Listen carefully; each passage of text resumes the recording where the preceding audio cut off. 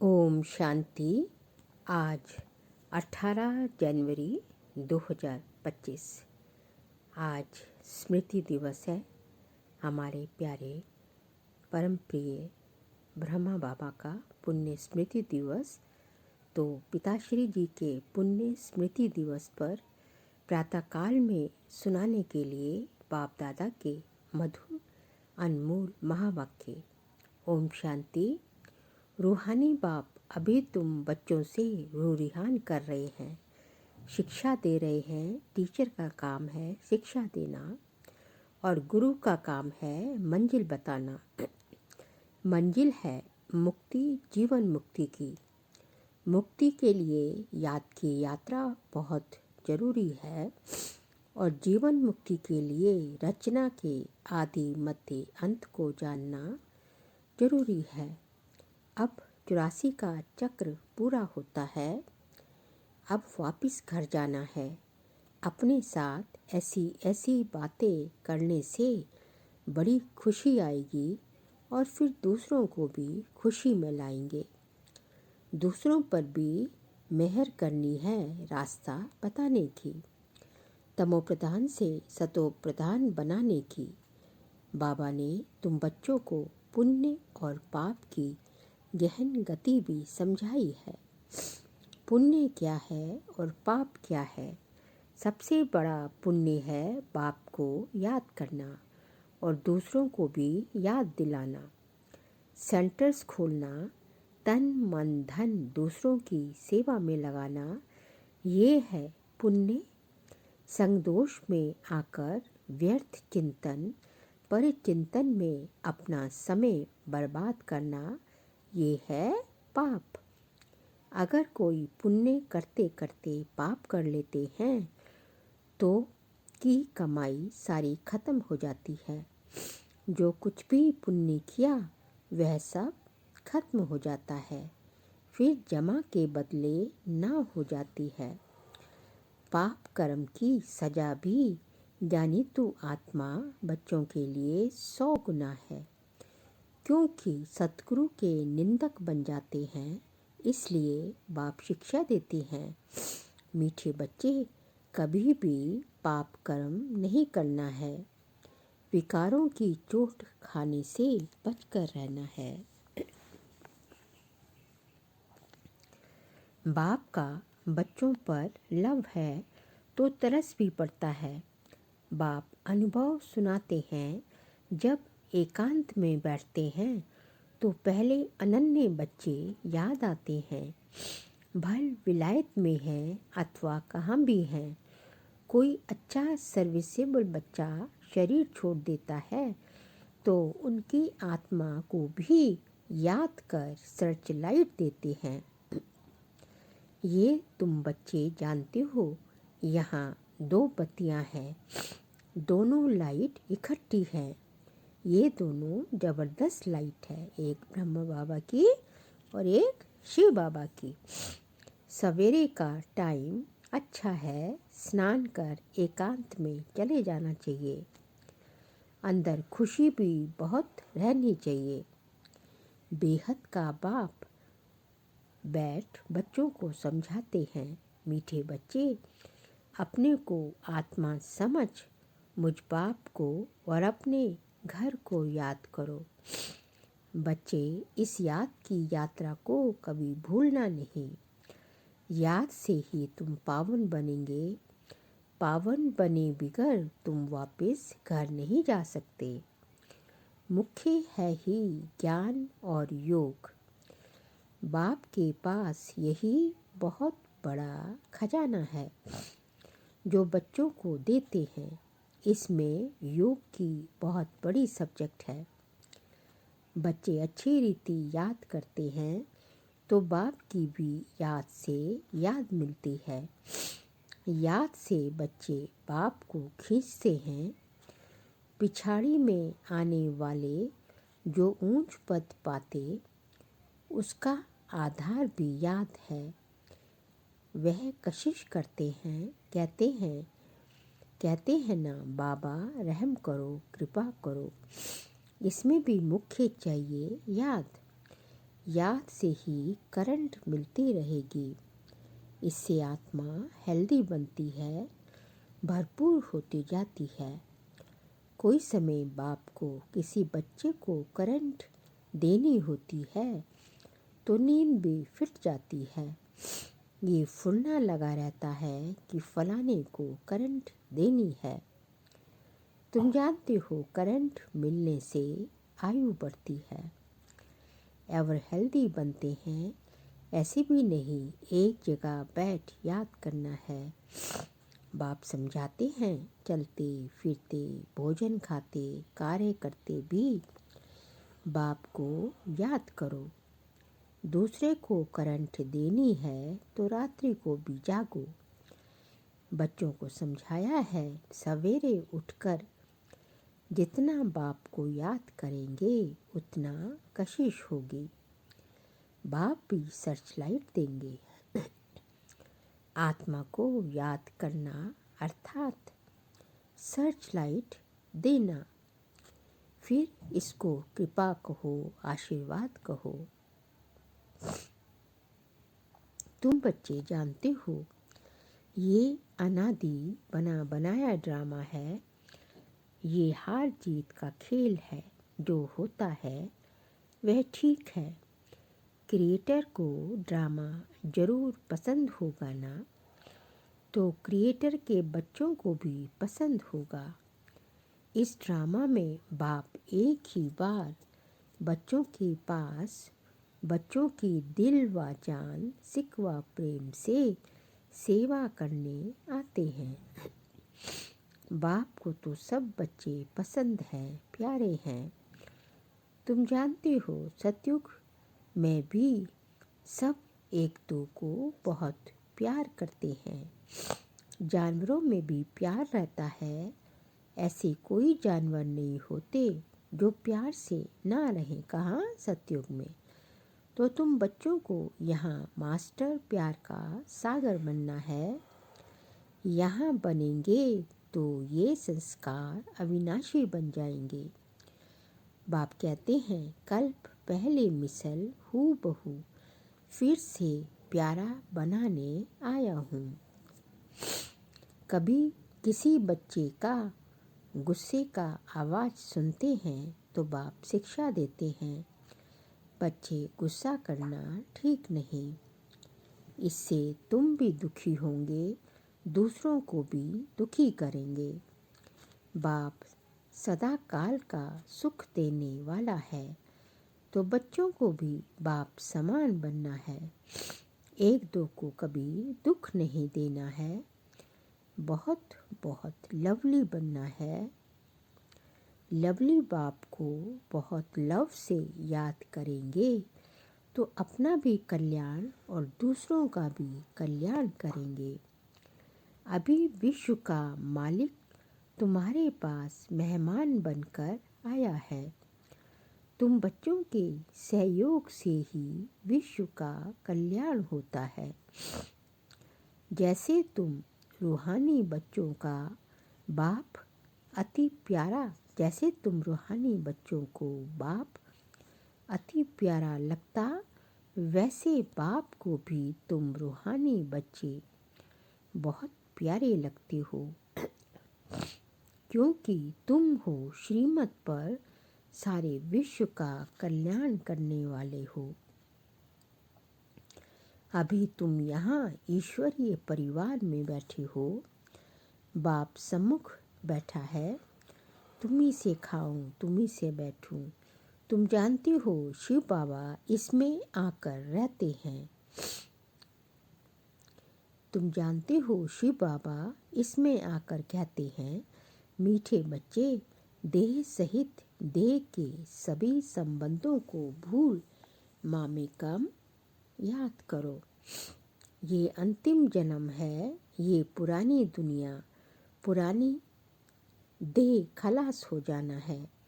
कहावत भी है, आप मरे मर गई दुनिया। पुरुषार्थ के लिए थोड़ा सा संगम का समय है। बच्चे पूछते हैं, बाबा ये पढ़ाई कब तक चलेगी? जब तक देवी राजधानी स्थापन हो जाए तब तक सुनाते रहेंगे। फिर ट्रांसफ़र होंगे नई दुनिया में। बाबा कितना निरअहंकारी, तो तुम बच्चों की कितनी सेवा करते हैं, तो तुम बच्चों को भी इतनी सेवा करनी चाहिए। श्रीमत पर चलना चाहिए। कहाँ अपनी मत दिखाई तो तकदीर को लकीर लग जाएगी। तुम ब्राह्मण ईश्वरीय संतान हो, ब्रह्मा की औलाद भाई बहन हो, ईश्वरीय पुत्र पोत्रियाँ हो, उनसे वर्षा ले रहे हो। जितना पुरुषार्थ करेंगे उतना याद पाएंगे। इसमें साक्षी रहने का भी बहुत अभ्यास चाहिए। बाप का पहला फरमान है अशरीरी भव, देही अभिमानी भव। अपने को आत्मा समझ मुझ बाप को याद करो, तब ही जो खाद पड़ी है वह निकलेगी। सच्चा सोना बन जाएंगे। तुम बच्चे अधिकार से कह सकते हो, बाबा ओ मीठे बाबा, आपने मुझे अपना बना के सब कुछ वर्षे में दे दिया। इस वर्षे को कोई छीन नहीं सकता। इतना तुम बच्चों को नशा रहना चाहिए। तुम ही सभी को मुक्ति, जीवन मुक्ति का रास्ता बताने वाले लाइट हाउस हो। उठते बैठते चलते फिरते तुम लाइट हाउस होकर रहो। बाप कहते हैं, बच्चे अब टाइम बहुत थोड़ा है, गाया भी जाता है। एक घड़ी आधी घड़ी, जितना हो सके एक बाप को याद करने लग जाओ और फिर चार्ट को बढ़ाते रहो। मीठे मीठे सिकिलते लकी और लवली ज्ञान सितारों को माता पिता बाप दादा का दिल व जान सिक व प्रेम से याद प्यार और गुड मॉर्निंग। रूहानी बाप की रूहानी बच्चों को नमस्ते। हम रूहानी बच्चों की रूहानी बाप दादा को नमस्ते नमस्ते नमस्ते। फिर यह है अव्यक्त महावाक्य है, निरंतर योगी बनो। जैसे एक सेकंड में स्विच ऑन और स्विच ऑफ किया जाता है, ऐसे ही एक सेकंड में शरीर का आधार लिया और फिर एक सेकंड में शरीर से परे अशरीरी स्थिति में स्थित हो जाओ। अभी अभी शरीर में आए, फिर अभी अभी अशरीरी बन गए। ये प्रैक्टिस करनी है। इसी को ही कर्मातीत अवस्था कहा जाता है। जैसे कोई वस्त्र धारण करना या ना करना अपने हाथ में रहता है ना। आवश्यकता हुई धारण किया, आवश्यकता ना हुई तो उतार दिया। ऐसे ही अनुभव इस शरीर रूपी वस्त्र को धारण करने और उतारने में हो। कर्म करते भी ऐसा अनुभव होना चाहिए जैसे कोई वस्त्र धारण कर कार्य कर रहे हैं, कार्य पूरा हुआ और वस्त्र से न्यारे हुए। शरीर और आत्मा दोनों का न्यारापन चलते फिरते भी अनुभव हो। जैसे कोई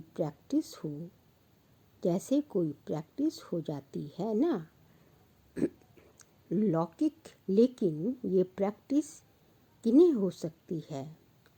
जो शरीर के साथ व शरीर के संबंध में जो भी बातें हैं, शरीर की दुनिया, संबंध व अनेक जो भी वस्तुएं हैं, उनसे बिल्कुल डिटैच होंगे। जरा भी लगाव नहीं होगा, तब न्यारा हो सकेंगे। अगर सूक्ष्म संकल्प में भी हल्कापन नहीं है, डिटैच नहीं हो सकते, तो न्यारेपन का अनुभव नहीं कर सकेंगे। तो हर एक को अब ये प्रैक्टिस करनी है कि बिल्कुल ही न्यारेपन का अनुभव हो। इस स्टेज पर रहने से अन्य आत्माओं को भी आप लोगों से न्यारेपन का अनुभव होगा। ये भी महसूसता करेंगे जैसे योग में बैठने के समय कई आत्माओं को अनुभव होता है ना, ये ड्रिल कराने वाले न्यारी स्टेज में हैं। ऐसे चलते फिरते फरिश्तेपन के साक्षात्कार होंगे। यहाँ बैठे हुए भी अनेक आत्माओं को, जो भी आपके सतयुगी फैमिली में समीप आने वाले होंगे, उन्हों को आप लोगों के फरिश्ते रूप और भविष्य राज्य पद के दोनों इकट्ठे साक्षात्कार होंगे। जैसे शुरू में ब्रह्मा में संपूर्ण स्वरूप और श्री कृष्ण का दोनों साथ साथ साक्षात्कार करते थे, ऐसे अब उन्हों को तुम्हारे डबल रूप का साक्षात्कार होगा। जैसे जैसे नंबरवार इस न्यारी स्टेज पर आते जाएंगे, तो आप लोगों के भी ये डबल साक्षात्कार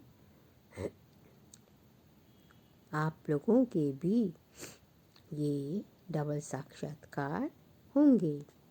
कभी ये पूरी प्रैक्टिस हो जाए तो यहाँ वहाँ से यही समाचार आने शुरू हो जाएंगे।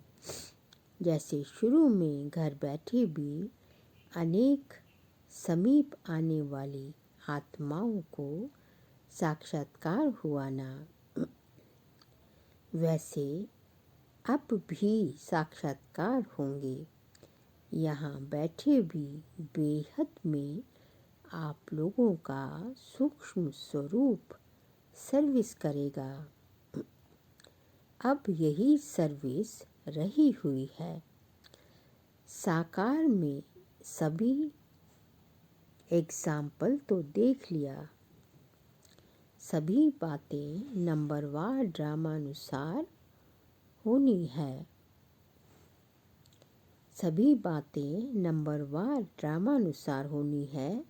जितना जितना स्वयं आकारी फरिश्ते स्वरूप में होंगे, उतना आपका फरिश्ता रूप सर्विस करेगा। आत्मा को सारे विश्व का चक्कर लगाने में कितना समय लगता है, तो अभी आपके सूक्ष्म स्वरूप भी सर्विस करेंगे। लेकिन जो इस न्यारी स्थिति में होंगे, उनके सूक्ष्म स्वरूप जो सर्विस करेंगे। स्वयं फरिश्ते रूप में स्थित होंगे। शुरू में सभी साक्षात्कार हुए हैं। फरिश्ते रूप में संपूर्ण स्टेज और पुरुषार्थी स्टेज दोनों अलग अलग साक्षात्कार होता था। फरिश्ते रूप में संपूर्ण स्टेज और पुरुषार्थी स्टेज दोनों अलग अलग साक्षात्कार होता था। जैसे साकार ब्रह्मा और संपूर्ण ब्रह्मा का अलग अलग साक्षात्कार होता था, वैसे अनन्य बच्चों के साक्षात्कार भी होंगे।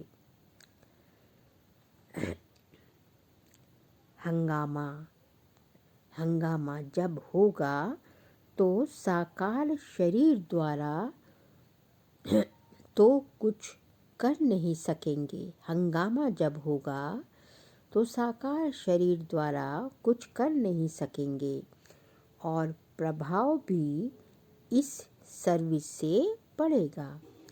जैसे शुरू में भी साक्षात्कार से ही प्रभाव हुआ ना,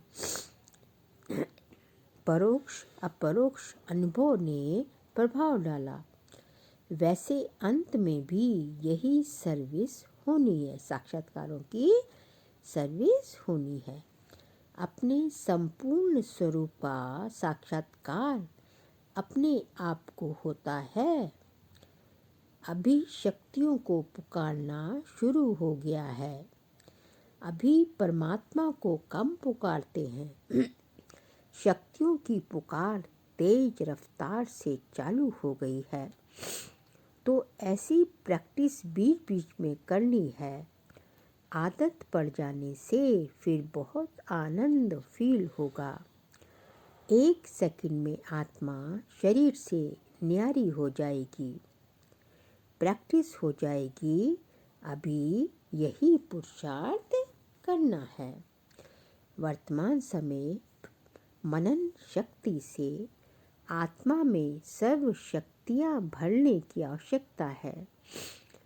तब मग्न अवस्था रहेगी। कब रहेगी मग्न अवस्था?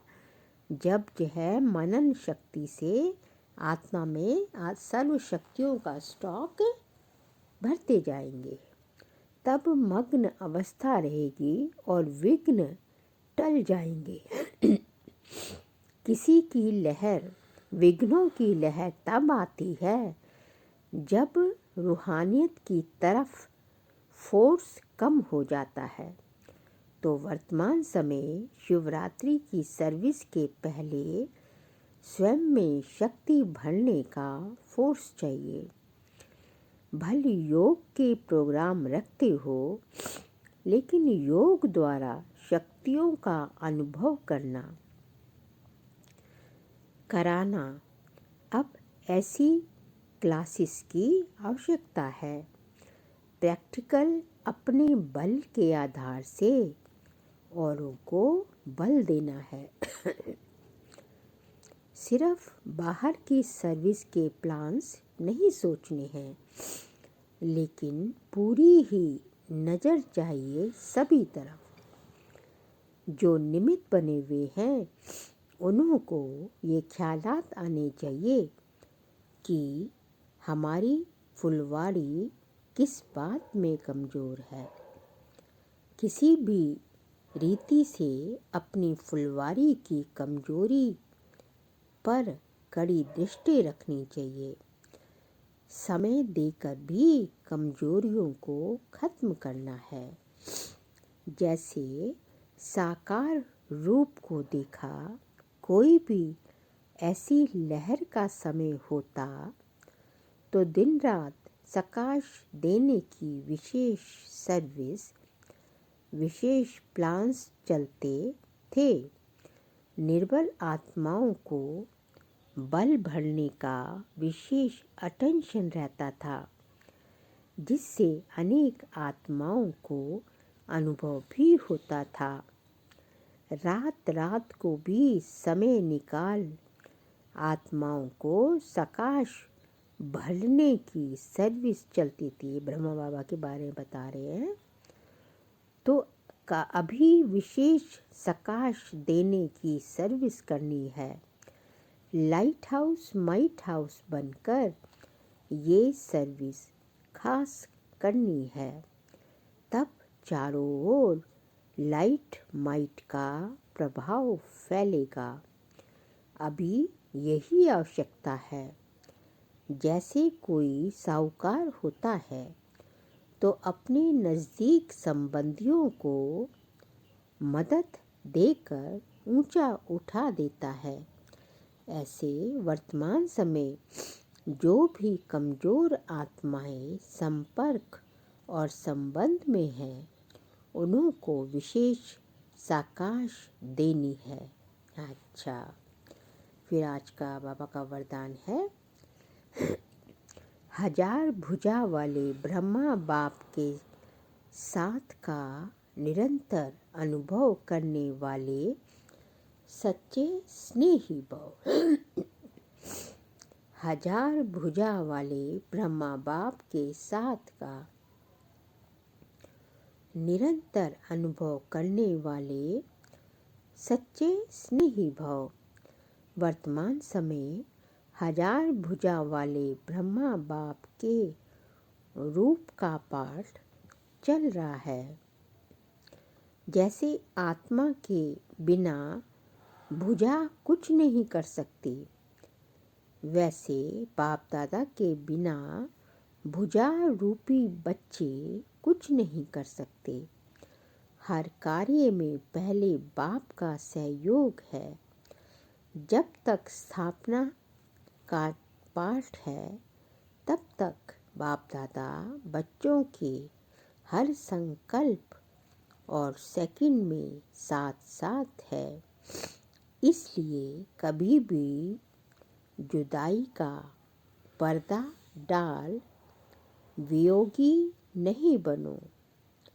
प्रेम के सागर की लहरों में लहराओ। गुणगान करो, लेकिन घायल नहीं बनो। बाप के स्नेह का प्रत्यक्ष स्वरूप सेवा के स्नेही बनो। स्लोगन है, अशरीरी स्थिति का अनुभव व अभ्यास ही नंबर आगे आने का आधार है। अशरीरी स्थिति का अनुभव व अभ्यास ही नंबर आगे आने का आधार है। अशरीरी स्थिति, बाबा कहते हैं आपको आगे नंबर लेना है तो अशरीरी स्थिति का अभ्यास करो। फिर जो है आज का व्यक्त इशारे का पॉइंट है, अपनी शक्तिशाली मनसा द्वारा प्रकाश देने की सेवा करो। हर समय हर आत्मा के प्रति मनसा स्वतः शुभ भावना और शुभ कामना के शुद्ध वाइब्रेशंस वाली स्वयं को और दूसरों को अनुभव हो। मन से हर समय सर्व आत्माओं प्रति दुआएं निकलती रहें। मनसा सदा इसी सेवा में बिजी रहे। जैसे बाबा की सेवा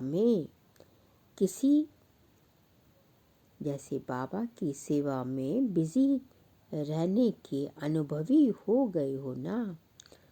अगर सेवा नहीं मिलती तो अपने को खाली अनुभव करते हो। ऐसे हर समय वाणी के